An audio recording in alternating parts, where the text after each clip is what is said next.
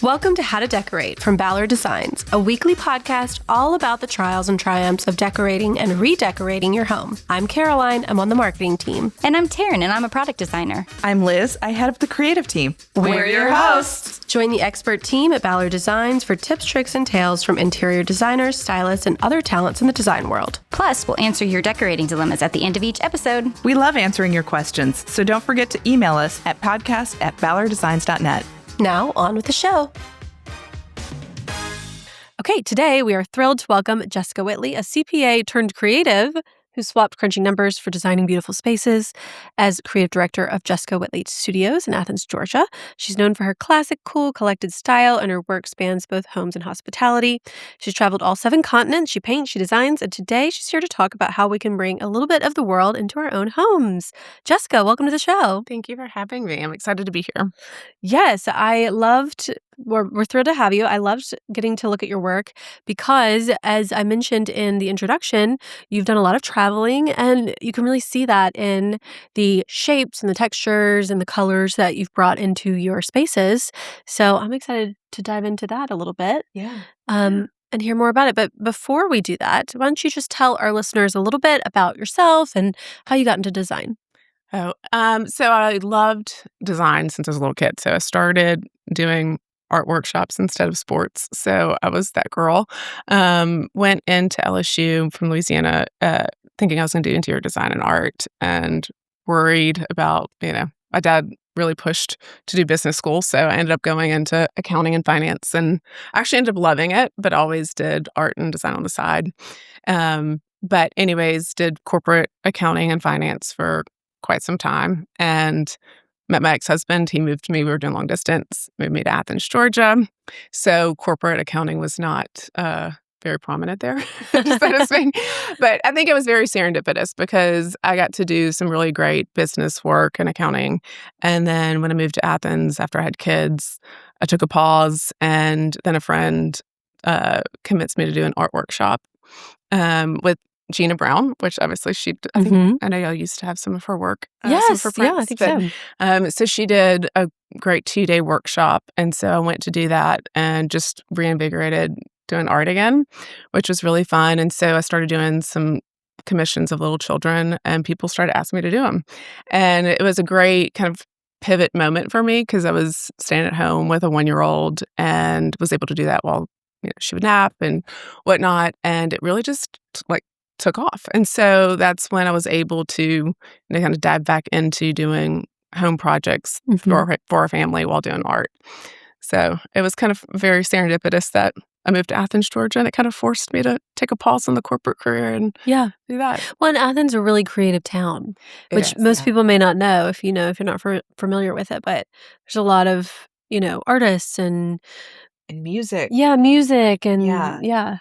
And then the food, just all of it's just very artisan, which I love. And so it was fun to do that. And I worked with an interior designer on doing some homes for a while, and then did a lake home. And I just said, I'll just try it and see. It was a little intimidating at first because I think in my mind, I was thinking I was going to start interior design, and I wasn't quote unquote interior designer, right? And so doing it on my own was a little intimidating, but it really was something that I was proud of and gave me the confidence to do more. You said that your first project really was kind of like your house. You were working on your own house before you started working with someone else. So what was that like? What were some things that you did in that house that made you think, oh, I could really do this?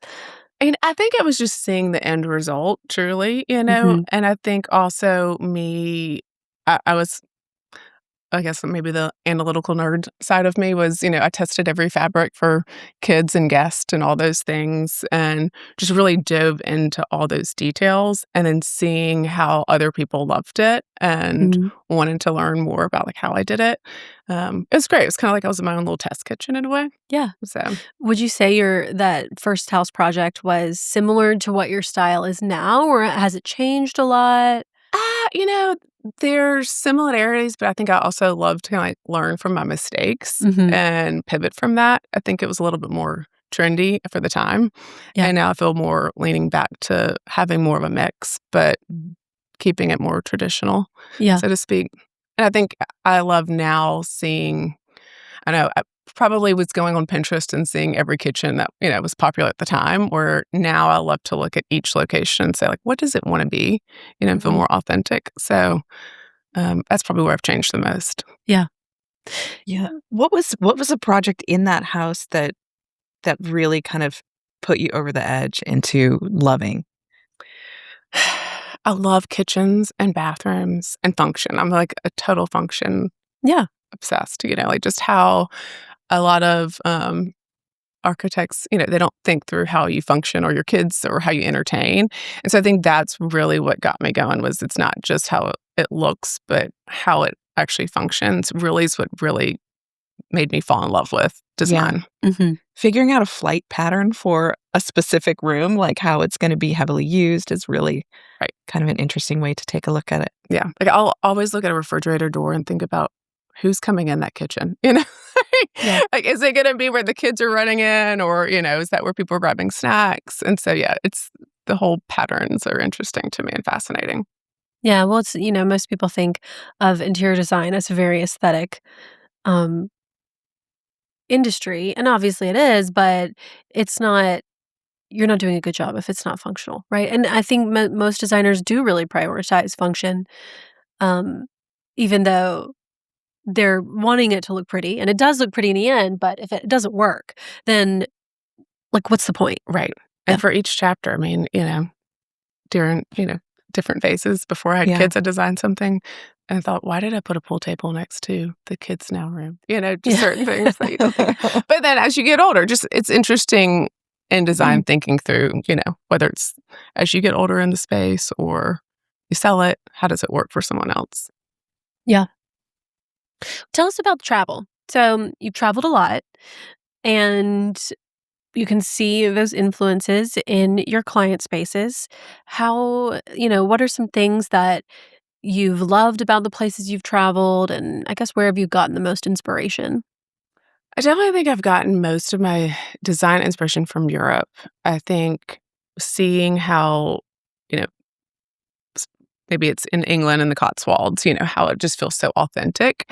And, how to use the spaces and let the land and the culture navigate the space. So like with Rivet House, that was the hotel I did in Athens. It was very much, I pushed for it because not being from Athens, I saw there need to be a great boutique hotel. So I have a lot of babysitters that come in and their moms want a place to stay or whatnot, or alumni.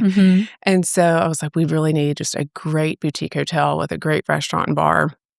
And so for that one, it was a very old denim mill, very industrial, graffiti everywhere. And, I was talking to a lot of guys that wanted it to just be a loft, so to speak, which there's nothing wrong with that. They kept calling it the mill. And it's like, we got to do something different. And so it was fun to watch that one because I think everyone expecting it to be so Southern, which I wanted to have that nod. But to your point about Athens, Athens is a little different than you expect. It's Southern, but still has such that artistic vibe to it. So a lot of that I thought about Europe, Amsterdam, how they've reinvented different buildings. And then pulled in stuff like from Italy. I did this really great dried floral installation over the bar and pulled in herbs and stuff that would be what you'd see at the farmer's market or, the chef would be using. And so I think whether it's in Europe or anywhere, I think it's fascinating to me to see how different countries use what they have more and really embrace that and incorporate it and give more of a grounding feeling. So I try to do that a lot with Rivet House. And so a lot of that was definitely European based, but there's some Asian influence in terms of culture, in terms of just, how to program it and whatnot. Our operator there, Steve Palmer with Indigo Road, he was so great. He's a big believer in the different cultures as well and let me kind of just steer it, which was so great. He thought the whole thing was going to be white. And so it's dark green plaster and all these herbs. He's like, wow, I wasn't expecting this. This is great. So anyways, I think it's interesting everywhere I travel, just kind of saying like, how does this feel good? Like, what is it that makes it feel good? And not necessarily just replicating that to the space, but then bringing that to Athens and saying, okay, how do I use that to make it feel like Athens? If that makes sense. Yeah. Yeah. Because it does feel like Athens, but there are definitely spaces like the outdoor courtyard that feels so much more like an Italian courtyard, with all of the brick and the cafe lights, and it just feels very warm and cozy. Yeah. It doesn't have that industrial vibe at all. So that's an interesting way that you took the existing structure, but brought in both your own experiences and, multicultural experience to that space. That one was a doozy. Yeah, why? Because the whole space was just so rough and industrial. And to your point, I really wanted it to feel like I was, sitting in Europe getting a glass of wine or a cup of coffee.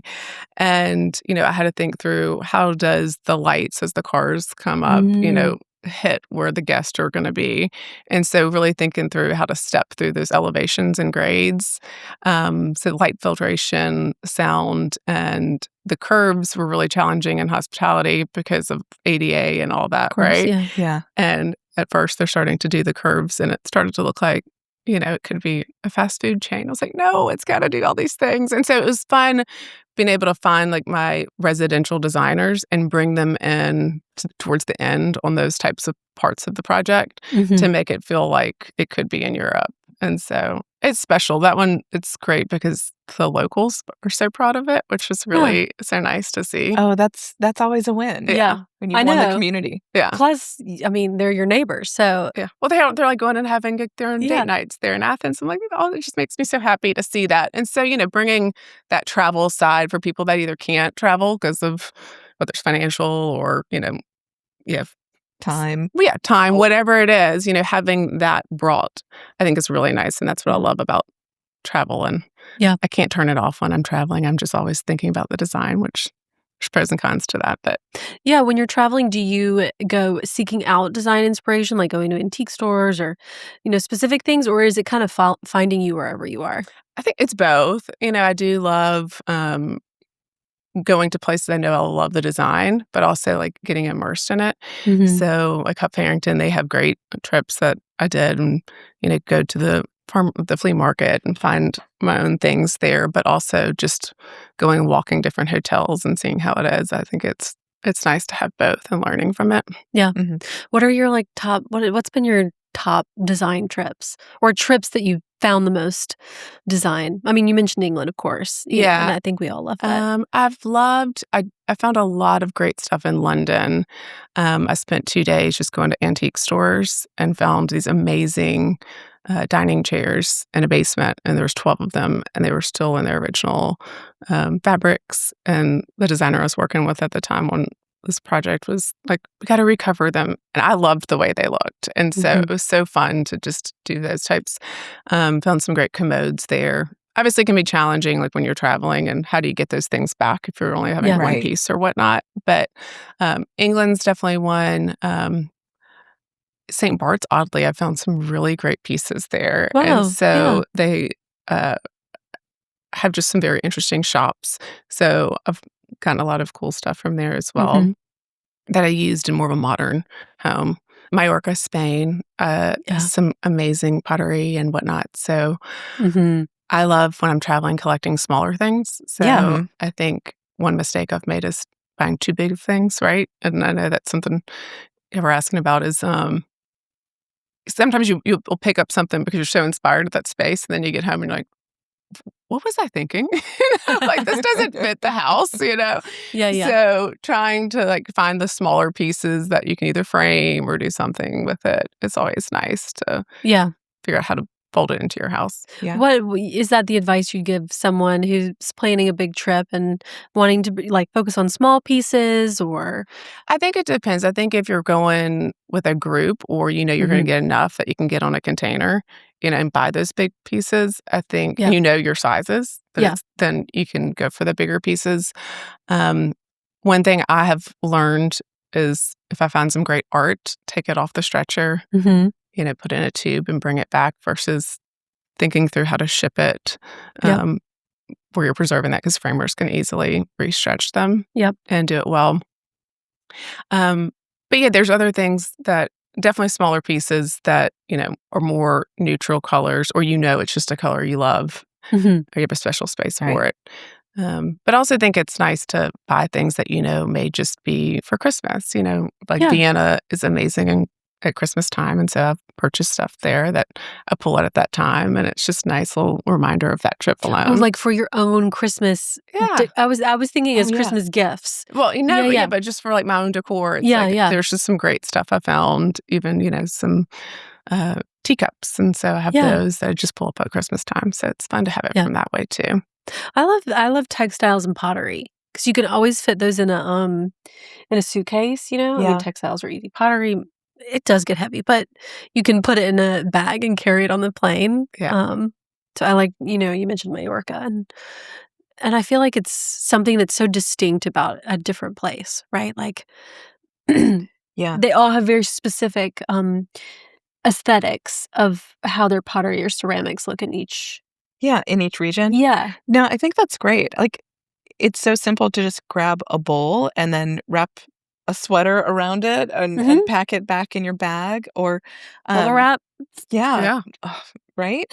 Yeah. I mean, Everybody's got bubble wrap. everybody's got bubble wrap, or I actually like getting, like, kitchenwares. Oh, Like, yeah. I recently went and visited a friend and got a really cute butter knife, and it sounds so silly, but it reminds me of my trip with my friends, and so, Yeah. like, it's something small that I use every day Yeah. that reminds me of that trip and that moment. It ends up becoming really special. I Yeah. know. And that's Yeah. awesome because then you think about it every time you're cooking, which is Yeah. nice. I've gotten less into the mixed, you know, utensils or whatever and thinking more of those things. Or do you put it in Mhm. a shadow box and you frame it? Yeah. Certain things Right. like that. It's fun.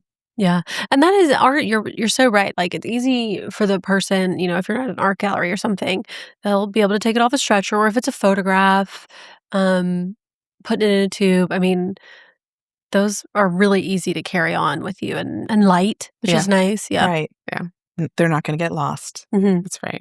What about bringing home ideas from your trip and incorporating into your home? Maybe some tips on how to take elements or things to look for that you can work into your space, and then how do you do it in a way that's not going to feel random? Hmm. I think maybe we could all think of an example of like someone went on a trip to Tuscany and they came home and want their house to be like all Tuscan. Well, Right. you live in a subdivision, and like how do you do that in a way that Right. feels natural and Right. authentic? I think it definitely takes time. It's even like when I was going through my closet one day and I had a friend with me, and she's like, "You definitely bought that on vacation, Jessica." And it's the same thing with stuff that you buy for your house. And so, I think definitely asking yourself, okay, am I going to really use this while you're there? It's really hard, right? Mhm. But I think mm, always having more of a curated collection of accessories definitely helps.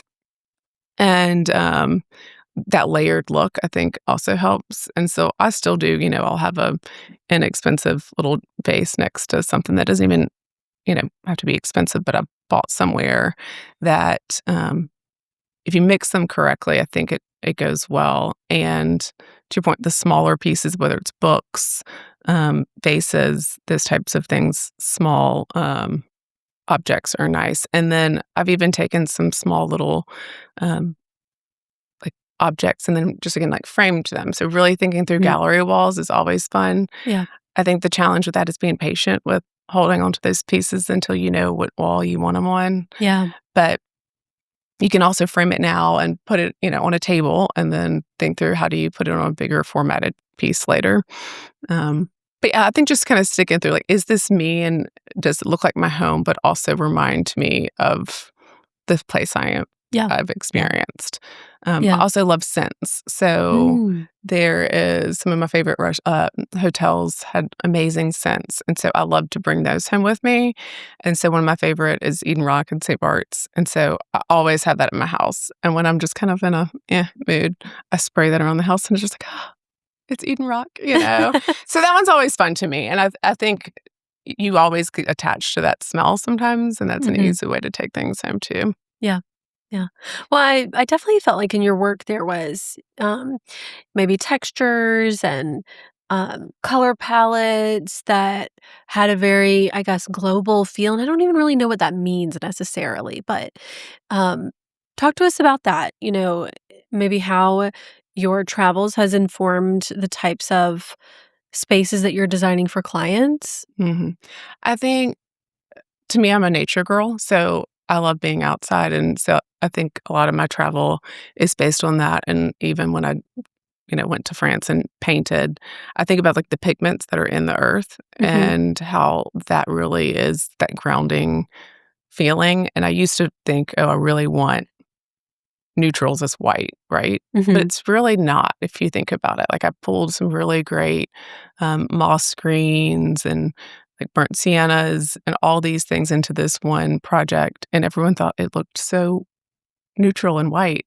But it's bringing in those colors that you see in stone, right? Mhm. If if you're traveling, you see these people doing, like, the woven hats and Mhm. the linen clothing, like, whatever it is, and how you think about how do you make that into your home? So, for instance, like, with Rivet House, it's an old denim mill, and we didn't want it to be all denim, right? But we did bleached That sounds denim, like an opportunity to right? me. Yeah, right. But we Denim did headboard, but then denim. you're thinking about, like, the locals and other places and how, they use what they have, so we bleached the denim for the drapes, and Mhm. so, to me, it's really thinking about I don't know, just when you're traveling and everyone's doing something with their hands, Yeah. it's Mhm. kind of how do you do that, like, incorporate that where things look not so perfect. Mhm. Like, I have a guy working on my plaster at my house yesterday, and he's like, "It's not perfect." I'm like, "Actually, I really love that it's not perfect because I can tell someone did it." Mhm. And I think that's where my travel is definitely folds into it is it feels more lived in, relaxed. You don't have Mhm. to fix every pillow all the time. Yeah. Um, Your Yeah. spaces are very edited, though. Like,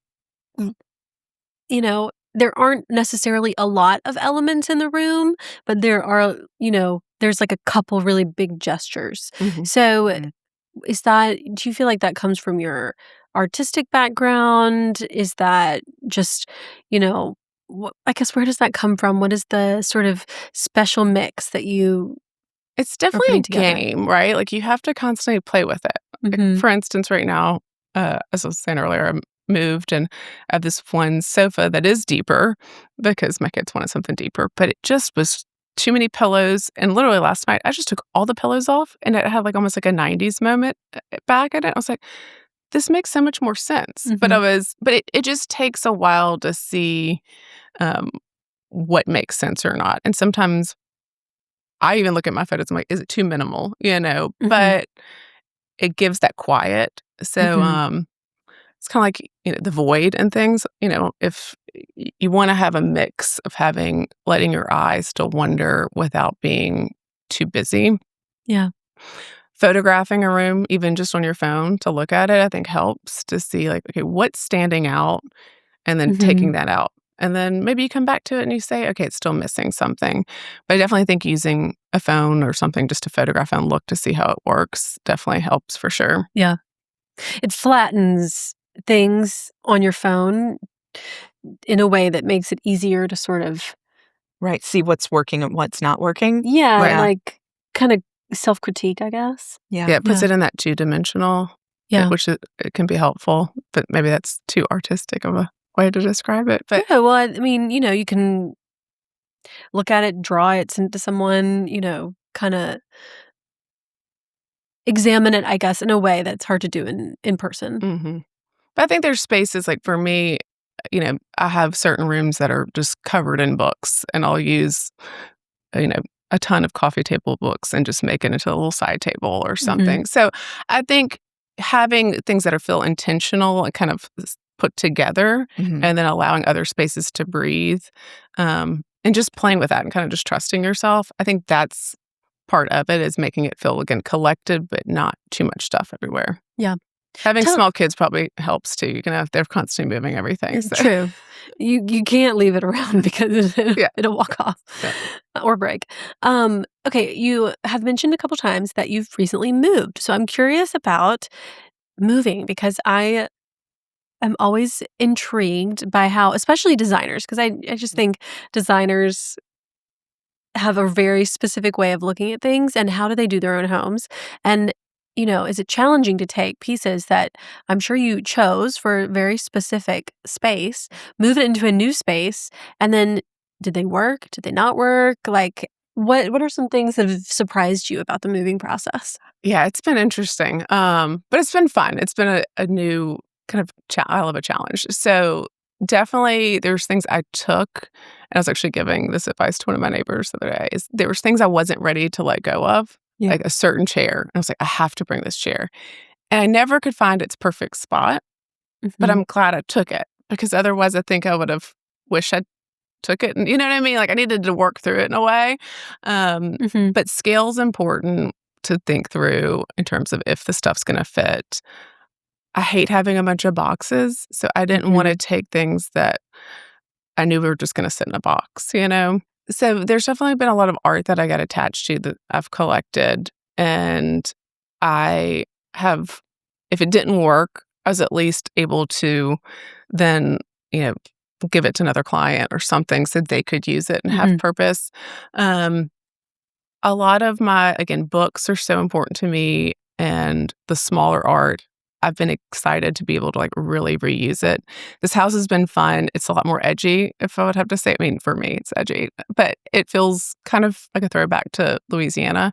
So I had a ton of art that was in different places, and I made my whole foyer just this big art gallery. Wow. And so there's like very old traditional art with abstracts, some with pinks, some not. And it's just really worked, and it's funky. And then um, paired it with, a great piece that was supposed to be in a hotel project that, again, it's not my traditional look, but it's somehow like just having a little bit more color, but still Mhm. keeping these darker colors, the muted colors. It's really worked well together. So it's been fun to see how to take big scale art and like just work it together. But Yeah. it's a Yeah. lot more patience. And I think Mhm. for me, I used to entertain a ton, so I'd have to like hurry into my house. But then I would Yeah. find myself redoing stuff. So just kind of sitting in it and seeing how we live in it's been nice. Yeah. You know, How about floor plans? floor plans are tricky. Did you map it out before and knew exactly where everything was gonna go, or have you moved things around? I've moved things around a lot.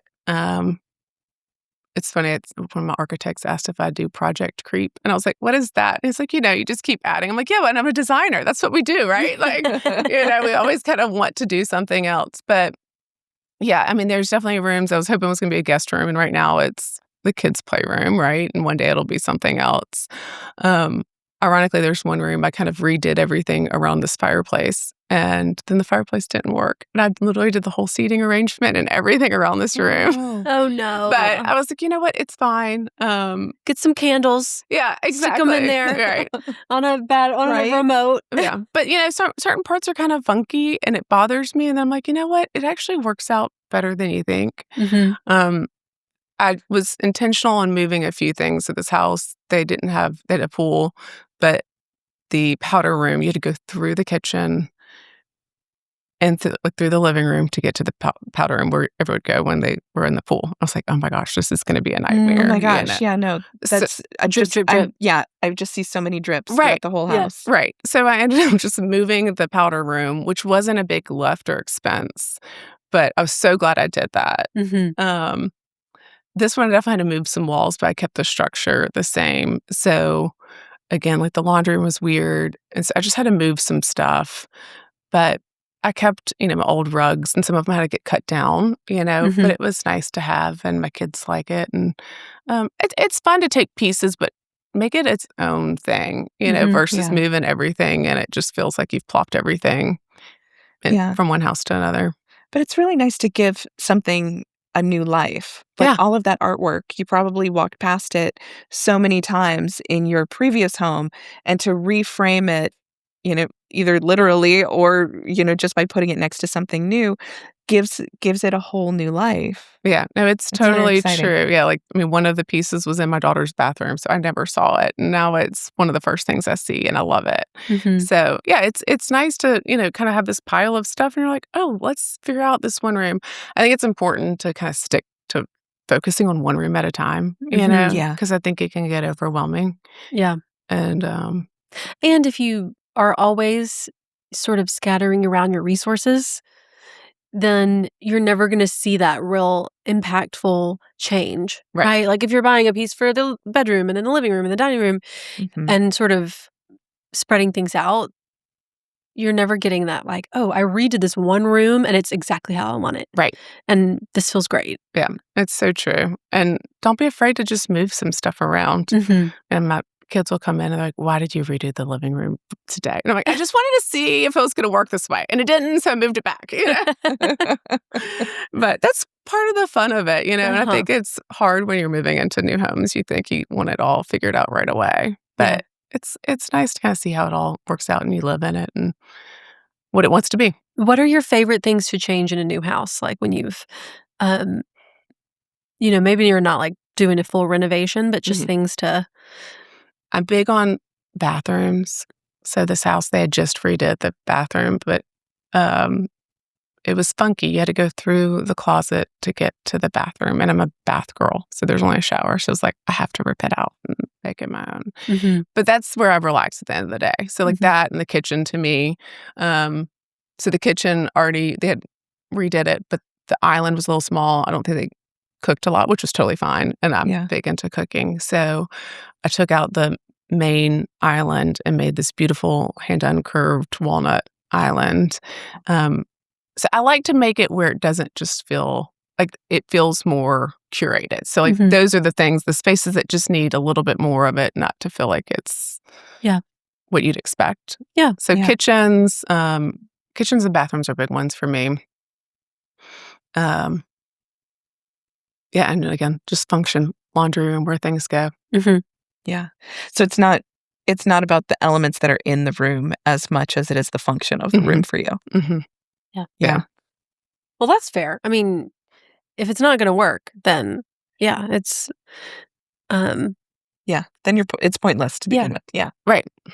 Yeah, you're going to be moving out shortly anyway because it drives you crazy. I know. Right. Yeah. And just thinking through it, like I had the last home I was in, we didn't think through the home. Everyone came through the side door. And so the first thing they saw was my laundry room. And so after a year and a half, I was like, well, now I need to make it really pretty, And so when I moved to this house, I was like, I don't want to have everyone go through the side door. And so that was a big one for me. It's just thinking through where people go, how, the entrance into it and what's the first impression. How do you get people to go to the door you want them to go to? Like, is that a landscaping issue? Is that parking issue? Is that just you telling your friends? Like, what is... I think it can be anything, honestly. A landscape architect called it identity crisis. Where do you go? Which is so true. And so I think through landscaping, parking, even where does UPS go? I mean, it's such boring stuff, but just it's been interesting watching how that works. But landscaping definitely makes a huge difference, and then the lighting. But I definitely think, landscaping around areas that if you want to have that side door for you, but make it where it feels more private, definitely helps. Yeah. You mentioned, we talked about in the beginning how you started in corporate finance. How has that influenced your business? I bet that's a really nice background to have as a designer. It is. I mean, sometimes it's annoying because I get into the Excel spreadsheets again, and then I'm like, why did I do this? But it is good. I mean, I think I love a budget, as hard as it is. I want to just blow it half the time. But it's been great for me in terms of just building the businesses. It's fun to see, have those moments that are the wow moments that you splurge on. And then once you have that feeling and people have that wow moment, they don't really notice if you value engineer certain things. They've had that moment. I think that's really important. And, you're always going to have to put money into your house again. So making sure, just because you can doesn't mean you should, right? You maybe not buy the most expensive sofa because it may fall apart in a little while. But the business side's been fun, and especially with the hotel side because it's tricky business to be in. But it's been very helpful. Well, as you were talking about so many of the details that you were thinking about, like how the lights of the cars are going to hit a certain way, like you'd get it seems like you get really into those kind of nitty-gritty, and all I could think about was like, "Oh, I would love to have you as my CPA." Like, you're going into, like, because there's, like, such, like, detail-oriented, Yeah. in both practices, Yeah. but totally different sides of your mind, which I Yeah. think is really fantastic that you've been able to merge And all of it's that. kinda Mhm. scary up there. No, I'm just kidding, but there's times where people are like, "What do you do?" But, even when we had, my husband and I, we bought the reserve at Lake Kiowee, and when we got into that, one of my biggest things was we didn't have a great house wine, so I worked with the Mondavis, and I did the label for it and wanted something that was sulfate-free and painted the label, and I love just figuring out, like, okay, like, what is something that can enhance either your home life or Mhm. hospitality and have a fun kind of spin-off project and collaborate with people, so it's just fun to me. I like to it's the problem-solving kinda thing, I guess, Yeah. in it, Mhm. so it's fun. You mentioned before that sometimes when you splurge on a couple items, then you can value near other ones. So talk to us about some places where you think it makes sense to, spend less. You did mention a sofa, but elaborate on that a little bit. Like, where are some places that our listeners can not feel bad about maybe cutting back their or Yeah. saving in their budget? Definitely a laundry room. I mean, I've had the prettiest laundry room, did the whole, dog washing station, and it just was such a waste. I mean, it was so pretty. Like, it photographed so well, but it just took up too much space. It was Mhm. so much money. And to me, isn't it the place that you just want everything to just be able to lay out and not worry about it? I think we Mhm. really Right. obsess over laundry rooms, and I've done it, so I'm not judging it. Um, Bathrooms, like secondary bathrooms, I think you can, use your natural stones in your, powder room, your master bath, kitchen, and do a great ceramic, in your secondary bathrooms. Mhm. And if it's a great pattern and great color, no one really notices it. Mhm. So splurge on a good stone in your kitchen and your primary bath, but Yes. then Okay. other places use something more Yes. affordable. And, like, your powder room, I Mm. think is worth having a wow moment if you Yeah. can. Well, and it's less, like it's smaller, so Right. it's less footprint, Yeah. less amount. And Yeah. another great tip if you're actually building is, buying whole slabs, but, like, really utilizing them, having them cut where they can use them for multiple bathrooms. Mhm. Same with tiles for floor. I mean, we did that at the Rivet House. We had travertine everywhere, but we cut it in different ways, so we bought it, in bulk, so it's less expensive, but cut it into different patterns. Smart, And yeah. so, obviously, you have to think through the labor of the cutting it and all of those things, but I think, trying to use some of the same materials, but using them different ways is definitely Mhm. helpful. Um, Decorative lighting, I think it's important to have really great pieces, but not too many. For me, anyways, Mhm. I appreciate having, you know, I don't want to see 3 different hanging chandeliers or pendants at once necessarily that are Mhm. competing with Mhm. each other. So, have some really great pieces where it matters, but then, you know, just find some great cans or, task lighting. I think Mhm. that's a really important one. Um, Another example is like my sister, she was worried about I had some lighting for my stairs that were these little tiny lights and they're beautiful, but I mean, it was thousands of dollars. And I did it when my kids were really young, and she was telling me, I was like, "Becca, don't spend the money. Like, it's just not worth it. Like, just have great dimmers." I think Yeah. Right. having everything dim is great, and it makes everything look so much better. Yeah. Trying to think where else to splurge. Definitely outdoor lighting to me is important too, Mhm. Mm, Like uplighting or just all of it and how okay. it's lit. And another thing that was a fun way to dress up my new home was I did a lot of different pencil moldings and trim work that was very inexpensive, and then just painted it all the same color, and it just elevated your typical drywall Mhm. and was very inexpensive. So it added like a lot of wow moment without spending a lot. I'm very excited about this step one. Yes. We haven't had one in a while, so Oh, I'm really really? excited. Yeah. Yeah. So, listeners, send us your dilemmas. I know, we need some more. They don't have to be long, they can be short, they can be, like, easy questions. Yeah. Um, this one is from Jenna. Do you want me to read it, Liz? Or do you want me to read it? Either way. Okay. Do you want me to read it? Yeah, I don't know. Yeah, you read it. All right, I got my glasses on. Okay, let's go. Hi. I just found and binged your podcast and absolutely love it. I'd be so grateful for your design help. Of course, we're here for you. I have a decorating dilemma with some 2000s cutouts in my hallways. I'm not sure how to decorate them and what I want them to feel intentional. I have a pretty neutral palette, black, cream, deep moss green, and deep chocolate brown throughout my home with accents of rattan, warm wood, walnut wood, and both metals, gold and silver. I'm a lover of antiques and vintage, but with a modern touch. I think you're going to be great at this. This is so good. The wall next to the two cutouts has two pieces of framed artwork of St. Lucia, where my husband and I got married, and one of the Strawberry Hot Springs in Steamboat, where we took our first vacation. I really only like to use artwork that's meaningful to me. These are two spaces that I see every single day while walking through our back garage door, and I want them to look intentional but not cluttered. Everything I try just seems to feel like too much, so I just have two fake plants currently as filler that I hate. So thanks in advance from Jenna.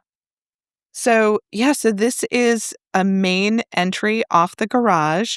It's kind of a narrow and long hallway that has an alcove at one end and an alcove on the side.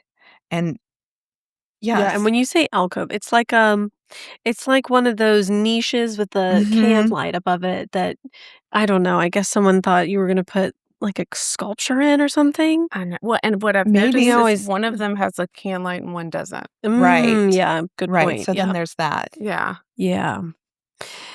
These are real conundrums to me because I'm like, And because unless you have a specific sculpture or a specific item that you want to highlight in that area, and it's got to be it tall and doesn't- skinny. right. Otherwise, yeah.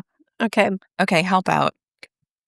You know, I first got excited when I saw the light, and then I realized only one has a light. But, one thing that is fun to do, and y'all can tell me if you think this is a terrible idea, is stack two framed pieces of art in each one and have really Yes. great framing. I've done that in Yeah. some bookshelves where I was tired of, I had so many bookshelves and I wanted something, and it turned out really great, but think through, something that's more curated. Like she said, she loves collecting art. So maybe those are some great pieces that are stacked, two on each side. I mean, she could do sculptures if she finds, I think the hardest part is just the height of them. Yeah. Is Yeah. Where do you find that? I mean, there may be a space, but if just looking at this plant alone, it's got to be substantial. Yeah. Um, Because it's tall and skinny, but not very wide. I mean, it's not very wide. So Right. looking at this bottom right photo, I think where she's got her photo of St. Lucia and was it Steamboat, maybe she places those, in these niches and another, and then do a larger piece of art there. And so it really feels curated. Yeah. But you don't want anything on the ground really because it's so tight up a space. Yeah. I love the idea of putting the artwork in the alcove because she has the pretty wide matting on them. So if she needs to do a smaller frame to fit those alcoves proportionately, it would still work. And then Jenna, you just need to go on more vacations Yeah, and exactly. get more personal artwork from all of your new vacations. That's right. I had two ideas. One, I felt like she needs a lot more art. I love the idea of the art in the niches, but I feel like these photographs look lonely. Yeah. Like, maybe and this could be a real long-term project, but sort of almost like papering the entire thing in art. Not literally, but like she could stack these two on top of each other and then put like one big thing next to it.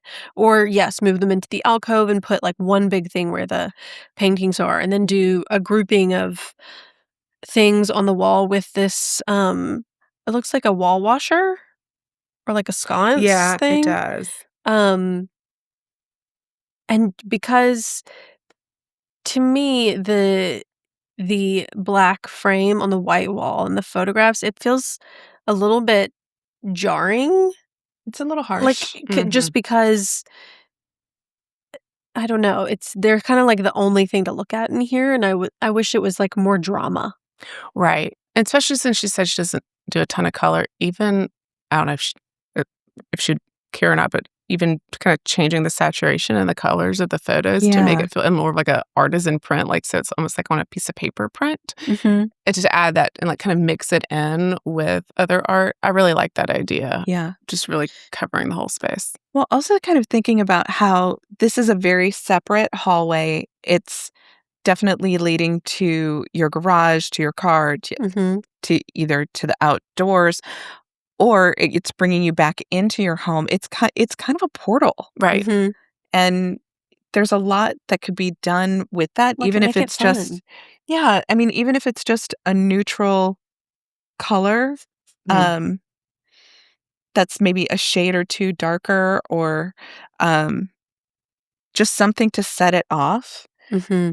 And then you have this kind of visual cue that, like, I'm back home, Yeah. or, I'm ready to head out into the world. Like, but it's definitely a portal.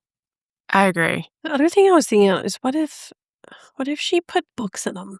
Like, could she mount Mhm. some shelves in here and like just stuff them with books? Mm-hmm. I don't know. I agree. Yeah. Like it could be kind of an interesting bookshelf. I mean, that's the only other than the stacked art, which I do love that idea. Yeah. I don't. It's hard to know what to do with this, but Yeah. you'd have to measure to see if the actual niche is deep enough for a book, because it might not be deep enough. But I don't know. It That looks was like the only it could be. I mean, to me, it wants to be a bookshelf. Yeah. Yeah. Okay. One more thing. What if she only keeps one of the niches, And then Yeah. just and then fills them. fills one of them with, drywall, and then puts a fantastic mirror? Yeah. Mm-hmm. Yeah. I like that. I'm more on board with the niche at the end of the hall instead of the one on the side. I agree. Yeah. Because this Yeah. one just throws off the space to me. It just looks so odd. A little random. And if this were my house, this would become a surface for junk. Right. I picture my kids putting like Mhm. little, The catch-all. yeah, like Yeah. whatever the heck they come home with from like a goodie bag. And they always Yeah. have like random little things. Yeah. And it's going to end up in that niche. And then it just is going to get junky. I agree. All right. So, Jenna, we've given you a few different options. Yes. Good luck. Yeah. And if she does the shelves, she could just paint them to match the wall. Yeah. That's it. Just, Yeah. it feels... That should be an easy one to do. Just a simple wooden Yeah. Yeah. I Yeah. agree. shelf. Well, I'm excited to see what she does with this space, because it Mhm. definitely is something that can be very transformative. Mhm. I agree. I like the idea of the portal. It's Mhm. nice when you're Yeah. coming in and out to have good memories, good Yeah. feelings. Yeah. Yeah. What inspires you to get in, come home, all the things. And maybe a Right. runner. Yeah. A runner will help add Oh, some that'll warmth warm it up. Mm-hmm. and, give it more of a coziness. Mm-hmm. Even if it's like a simple sisal runner or something. Yeah. That Yeah. always helps a lot. Oh, well, exciting. Send us Yes. pictures, Jenna. Yes. Yes, we want to see. Okay. Niches are hard. Yes. They Oh my gosh, are. they are. Yeah. They are. That I feel like that's something that we don't do anymore, and that's great. It's true. I have some I got stuck with, and Yeah. I ended up in. What did you do with them? They were very traditional with dishes, and then I ended up, there's some plumbing that was in this wall. So I ended up making plaster niches, and I did some old antique, they're in my kitchen, copper pots and pans, and then some Okay, white yeah. books, and then just a little plant. But it took a minute. Yeah. I mean, it was a process. Yeah. But it was nice Yeah. because now it just feels like they have their little moment, But I So you wish tried some things that didn't work, and then you finally found the right I have combination. some cool like vases, but yeah, it just took a minute. I was like, it wants to be kitchen pots, it's in a kitchen. So it just took a minute. But Yeah. yeah. I like that, and that's great advice. It's okay to try some things and then not be right, and Yeah. then Yeah. evolve. Yeah. And if you hate it, just take it out Yeah. instead of just looking at it. Yeah. Yeah. Yeah. Sometimes you need it just to be blank for a minute and see what to do, which Yeah. is hard. Restraint's difficult. Mm-hmm. That's true. I find, restraint and like editing, they're Yeah. kind of the same, Mm-hmm. Yeah. but extremely difficult Yeah. to do right. Yeah. Well, Jessica, thank you so much for coming, Thank you for having chatting me. with us. Can you tell everyone where they can find you, follow you, and see your work? Yes, it's Jessica Whitley Studio. And so Instagram's Jessica Whitley Studio. And same with the website. So I Awesome. look forward to sharing more projects and who knows what next. So, Yeah. all the fun things. So, Well, thanks for driving down and chatting with us. yes, of course. Thank you so much for having me. And that's our show. You can find all of the show notes on our blog, howtodecorate.com/podcast. To send in a decorating dilemma, email your questions to podcast@ballarddesigns.net so we can help you with your space. And of course, be sure to follow us on social media at Ballard Designs. Don't forget to subscribe wherever you get your podcasts so you never miss an episode. And please leave us a review. We'd love to hear your feedback. Until next time, happy Happy decorating. decorating.